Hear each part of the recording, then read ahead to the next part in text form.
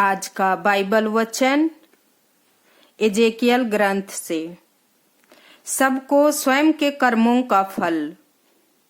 प्रभु की वाणी मुझे यह कहते हुए सुनाई दी, तुम लोग इज़राइल देश के विषय में यह कहावत क्यों दोहराते हो? बाप दादों ने खट्टे अंगूर खाए और बच्चों के दांत खुरदरे हो गए। प्रभु ईश्वर यह कहता है, अपने अस्तित्व की शपथ कोई भी इज़राइली यह कहावत फिर नहीं दोहराएगा। सभी आत्माएं मेरी ही है, पिता की आत्मा मेरी है और पुत्र की आत्मा भी।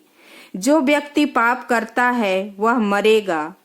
यदि कोई मनुष्य धार्मिक है और संहिता तथा न्याय के अनुसार आचरण करता है, यदि वह पहाड़ी पूजा स्थानों में भोजन नहीं करता और इज़राइली प्रजा की देव मूर्तियों की ओर आंख उठाकर नहीं देखता, यदि वह पराई स्त्री का सील भंग नहीं करता और ऋतुमती स्त्री के पास नहीं जाता, यदि वह किसी पर अत्याचार नहीं करता, अपने कर्जदार को उधार लौटाता और किसी का धन नहीं चुराता, यदि वह भूखों को भोजन और नंगों को कपड़े देता, यदि वह ब्याज लेकर उधार नहीं देता, सूदखोरी अथवा अन्याय नहीं करता और दो पक्षों का उचित न्याय करता है, यदि वह मेरे विधान के अनुसार आचरण करता और मेरे नियमों का निष्ठापूर्वक पालन करता है, तो ऐसा धार्मिक मनुष्य जीवित रहेगा। यह प्रभु ईश्वर की वाणी है।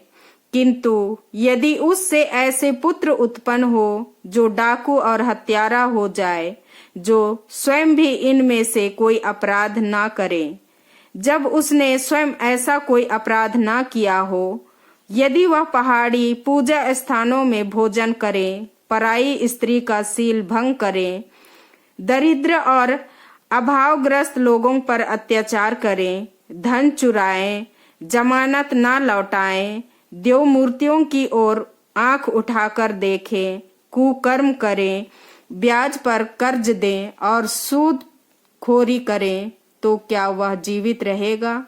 कभी नहीं। वह अपने कुकर्मों के कारण अवश्य मर जाएगा और उसका रक्त उसी के सिर पड़ेगा।